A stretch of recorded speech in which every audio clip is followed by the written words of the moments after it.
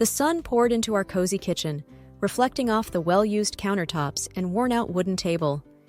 Jake and I sat across from each other, absorbed in our morning routines.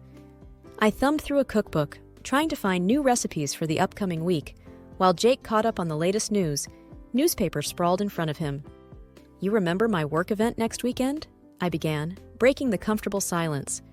"It's that big fundraiser, the one I've been talking about for weeks." Jake, looking up with a thoughtful expression, responded, "Ah, the annual gala, right? With all your colleagues and their fancy dresses and tuxedos?" I chuckled. "Exactly that one. It's important to me, Jake. It'd mean a lot if you came, and not just for a brief appearance." His eyes twinkled as he teased, "Trying to show off your successful, charming husband, are we?" I playfully swatted his arm. "Oh, hush. You know it's not like that. But yes, it's crucial for networking, and having you by my side would give me a confidence boost." He nodded, taking a bite of his toast. "I promise I'll be there, by your side, throughout. Besides, it gives me a chance to see you dressed up, and I never pass that up." We both laughed at that, knowing full well he loved any excuse to get dressed up himself. Just then, his phone buzzed, diverting his attention. He read a message and sighed audibly. "My car's stuck at the mechanics again. I thought they'd have fixed it by now. This is going to mess up my whole day." Seeing his frustration, I quickly offered, "Why don't you take my car? I don't have any major plans today. Just some cleaning and maybe catching up on a book." He looked up, clearly surprised.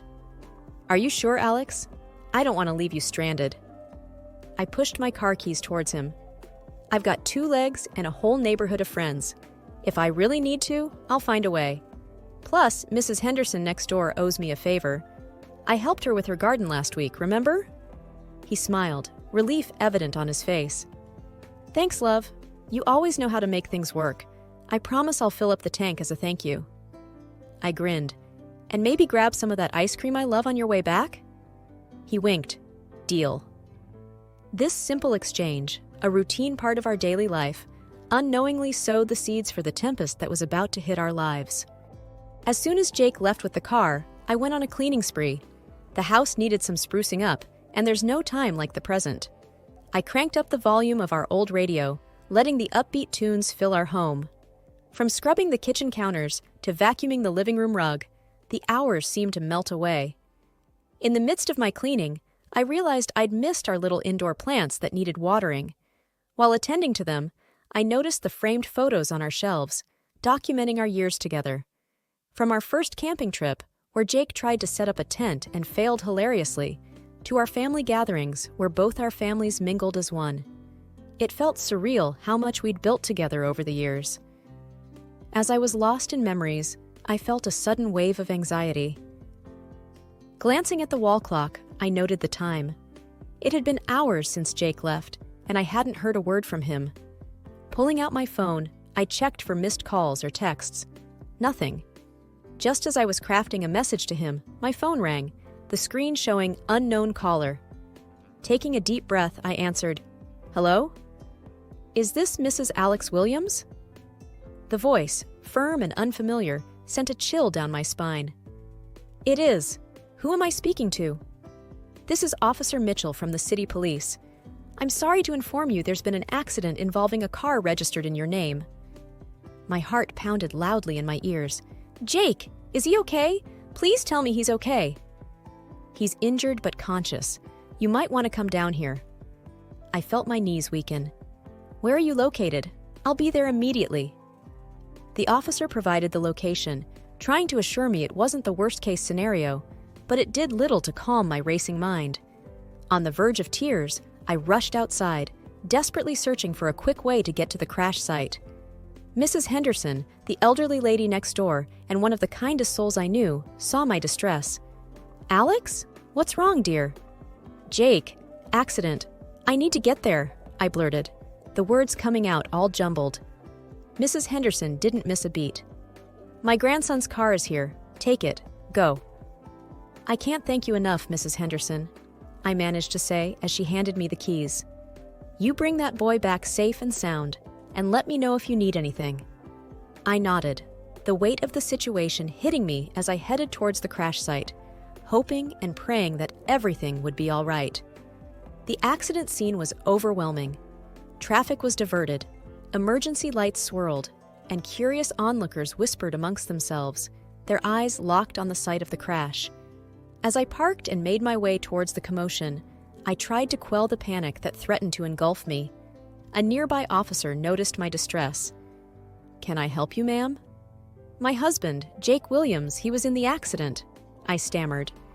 He guided me through the crowd to where Jake was.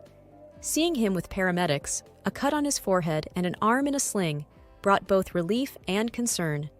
He was okay, but he wasn't unscathed. "Jake!" I rushed to his side. He tried to smile, his face pale.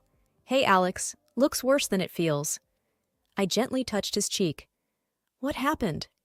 Before Jake could answer, a man approached, extending his hand. "Hi, I'm Tom. It was my car that collided with yours." Shaking his hand hesitantly, I responded, "Are you okay?" "Just a few scratches, nothing serious. But I'm more concerned about your husband and the lady who was with him," Tom said, his eyes darting towards Jake. I looked at Jake, waiting for an explanation. "Who was she?" Jake sighed. "She's a colleague from work. We had a meeting, and I offered her a ride home since it was on the way." "Why haven't I heard about her before?" My voice betrayed a hint of suspicion. "It was just work. I didn't think to mention it. And with the car situation today, it just happened," Jake replied, trying to calm the brewing storm. Tom added, "She seemed pretty shaken up after the crash. She took off even before the paramedics arrived. Thought it was strange." This revelation added more questions than answers. I frowned. "Why would she run off?" Jake shrugged. "Maybe she panicked. I don't know." We all fell into an uncomfortable silence. The paramedics were preparing to transport Jake to the hospital for a more thorough checkup. As we prepared to leave, Tom, trying to make amends, said, "I'll take care of the insurance and all. I should have been more careful." I nodded, my mind preoccupied with the mystery passenger and what that meant for our relationship.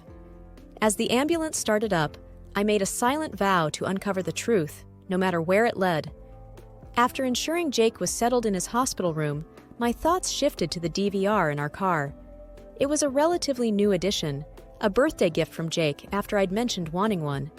The irony that this device might shed light on Jake's recent actions wasn't lost on me. "I'll be back soon, Jake," I whispered, giving him a light kiss on the forehead. He seemed drowsy from the pain medication. "Where are you going?" he mumbled. "Just need to sort out some things related to the car. I'll be quick," I reassured him. Heading back to the accident site, the tow truck was already loading our battered vehicle. "Excuse me," I approached the driver. "I need to retrieve something from the car." He looked me over, likely identifying me from my earlier presence at the scene. "Sure, be quick." I nodded, opened the passenger side, and swiftly removed the DVR, hoping its contents remained intact. Back home, my hands trembled as I connected the device to our television. The first few clips were mundane, trips to the grocery store, a visit to my sister's house. But then I found the footage from earlier that day. It began innocently enough, Jake driving, occasionally switching radio stations. Then a woman entered the frame. Even from the side profile, I recognized her. It was Melissa, a co-worker Jake had occasionally mentioned. Their conversation was casual at first. They discussed a project they were collaborating on, some office gossip. But as the journey continued, their chat became more personal. They laughed at shared memories, and Melissa reminisced about a fun night a few weeks ago. My heart sank further when the crash happened on the screen. I watched as Melissa, in a moment of panic, hugged Jake tightly and then planted a fleeting kiss on his lips before escaping from the scene. The weight of what I'd seen pressed down on me. Their relationship wasn't just professional. I felt betrayed, hurt, and unsure of what to do next. Taking a deep breath, I ejected the DVR and placed it in a drawer. Whether it was evidence of infidelity or just a friendly bond taken out of context, I needed to confront Jake. But for now, I needed some time alone to process everything. The sun shone a bit brighter the next morning, but its warm rays did little to alleviate the storm inside my heart. With every passing second, the DVR footage played in my mind over and over. But I wasn't going to suffer in silence. It was time everyone knew about Jake's deceit, especially those who believed in our perfect union. I started with Lucy, my oldest and dearest friend. Our history stretched back to our school days, long before Jake entered the picture. "Lucy," I began as soon as she picked up, "I'm having a get-together at our place tonight. Jake's coming home from the hospital." She sensed the unease in my voice. "Alex, what's wrong? Why the sudden party?" "Just come over," I urged. "There's something you need to see." Next, I phoned Jake's family. His mother, always so warm towards me, was delighted. "That's a wonderful idea, dear. We've all been so worried." I could hear Jake's father in the background. "Make sure there's beer," he shouted jovially. Even Michelle, Jake's overbearing sister, was pleased. "It's about time you did something right for my brother," she remarked snidely. Throughout the day, I busied myself with preparations. There was food to be cooked, wine to be chilled, and a living room to be rearranged for the night's entertainment. By the time guests began arriving, our home was filled with the tantalizing aroma of roasted chicken and baked goods. Jake, having been discharged earlier, walked in to find our house bustling with activity. He looked surprised, yet pleased. "What's going on?" he asked, a small smile forming on his lips. I forced cheeriness into my voice. "Just a small gathering to let everyone see that you're all right." He leaned in, kissing my forehead. "You're full of surprises." Lucy, who had been watching from a distance, approached us. "Glad to see you up and about, Jake," she said, though her eyes were questioning as they met mine. The evening progressed, filled with light-hearted banter and the clinking of glasses. Michelle was, predictably, the loudest, sharing stories of Jake's childhood, much to his embarrassment. The laughter and chatter provided a stark contrast to the turmoil inside me. As dinner ended and people moved to the living room, I knew the moment had come. "I've got something to show everyone," I announced, holding the DVR remote. Jake looked puzzled. "What's this about, Alex?" I pressed play without answering. The room fell silent, save for the video's audio. As the scene with Melissa played out, gasps filled the room. Jake's face turned ashen, realizing what was happening. As the video ended, Lucy broke the silence. "Alex, what was that?" Jake, flustered, tried to interject. "It's not what you think." The room was abuzz with whispers, and all eyes were on the two of us. The stage was set for Jake to finally explain himself. The weight of the truth descended heavily on the room, muffling the chatter that had once filled it with joyful noise. Stunned faces looked from the now silent screen to Jake, their expressions ranging from shock to disappointment. Lucy, forever the anchor in my life, was the first to voice her confusion, her eyes darting between Jake and me. "Alex, why would you show this? What's happening?" Jake, sensing the rising tide of questions and accusations, tried to take control of the narrative. "Listen, everyone, it's not what it seems. Melissa just needed a ride. The hug, the kiss, it was just in the heat of the moment after the crash." Michelle, eyebrows furrowed and usually so critical of me, looked distraught. "Jake, you're not making sense. First the rumors, and now this? Why would she even be with you in the first place?" He looked down, searching for words. "It was a work thing. We got close. But it wasn't serious. It was just a one-time thing." Jake's mother, Mrs. Anderson, a pillar of grace and kindness, looked shattered. "Oh, Jacob," she murmured, her voice tinged with disbelief. "This isn't like you. You and Alex, you were the ideal couple." His father, Mr. Anderson, a man of few words, had a deep frown etched on his face. "Son, you need to explain everything. This isn't just about you two anymore. It's about the family." Sarah, Jake's younger cousin, who had idolized him, looked close to tears. "Jake, why? Alex has been nothing but kind to all of us." Jake, increasingly desperate, replied, "I made a mistake. I don't know how it spiraled this far." Lucy tightened her grip on my hand. "Alex, I've known you both for years. You two were inseparable, the perfect team. Whatever this is, it needs to be dealt with." I took a deep breath. "I know, Lucy. I thought we were strong, that nothing could break us, but now, I don't know. Amid the murmurs and discussions, Michelle walked over, her demeanor softer. Alex, I'm so sorry for the way I've treated you, and to think my brother was doing this, I was wrong about you. The room was thick with a mix of empathy, regret, and unanswered questions. It was evident that our relationship had changed in the eyes of everyone, and the path ahead would be an uphill one. After the eventful evening, the house was filled with an uncomfortable silence. Some relatives had decided to leave, wanting to avoid any more drama, while others stayed, trying to offer comfort, or simply too shocked to move. I retreated to our bedroom, wanting some time to myself, but Lucy followed. She sat next to me on the bed, placing an arm around my shoulders. Alex, are you okay? I sighed deeply. I thought I was prepared for whatever came next, but seeing everyone's reactions, it just made it all too real. Lucy hesitated, then said, There's something else you should know. I looked at her, my heart racing. What? She took out her phone, opening Melissa's social media profile. There, in her recent uploads, was a picture of a hand with a very familiar watch. Lucy pointed. I noticed this earlier. It's Jake's watch, right? Tears welled up in my eyes. Yes, that's his watch. I gave it to him on our 5th anniversary. Lucy continued.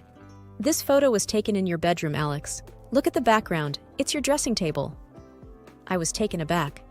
How could he? Bringing her into our home, our sanctuary? It's a violation. There was a soft knock on the door. Michelle peeked in, her face pale. May I come in? I nodded, still trying to process everything. Michelle hesitated. I saw the photo Lucy's talking about. It's unmistakable. I'm so sorry, Alex. I had no idea Jake was capable of this. I replied, Neither did I. Michelle looked down. I spoke to him downstairs. He's remorseful, to say the least, but I told him he needs to come clean about everything. Lucy, ever the protective friend, asked, Do you want to confront him? I took a deep breath. Yes, but not now. I need time to think, to process everything. Michelle nodded. Take all the time you need. Just know that I'm here for you. We all are. The weight of the entire situation hung heavily. My trust was shattered, but the support from those around me, especially from unexpected quarters, provided a small solace. The morning sun filtered through the sheer curtains, casting muted shadows across the ornate living room. Soft melodies from a forgotten radio played in the background, clashing dramatically with the tension that was almost palpable. I stood at the entrance for a moment, gathering my composure. Jake was already there, fidgeting nervously, while Lucy and Michelle whispered in hushed tones at a corner. The chandelier above shone brilliantly, illuminating the room but failing to dispel the gloom. Drawing a deep breath, I broke the silence. Jake, I've had a restless night, but I need every single detail now. He looked up, his face pale, shadows underlining his guilt-ridden eyes. Alex, it's complicated, but you deserve to know. Lucy snorted derisively. Complicated? Cheating on your wife is complicated? Spare us the theatrics. Jake shot back, clearly agitated. Lucy, this is between me and Alex. Stay out of it. Michelle, always the peacemaker, stepped forward. We're all involved now, Jake, but let's keep this civil. I nodded. She's right. Start from the beginning, Jake. Rubbing his forehead, Jake began. A few months ago, with all the pressure at work, Melissa was the one person who understood what I was going through. We were just friends at first, but things spiraled out of control. Lucy, unable to contain her anger, exclaimed, And you thought bringing her to your home was a good idea? Where's your respect, Jake? Michelle sighed deeply. Lucy's right. That's just unforgivable. Jake, close to tears, responded, I regret it every single day, every moment. But Melissa, she has this pull. It's not an excuse, but I felt trapped. Lucy's voice dripped with sarcasm. Oh, the trapped card. Classic. I intervened. Enough, Lucy. Jake, was our marriage ever real to you? Jake's voice broke. It was, Alex. It is.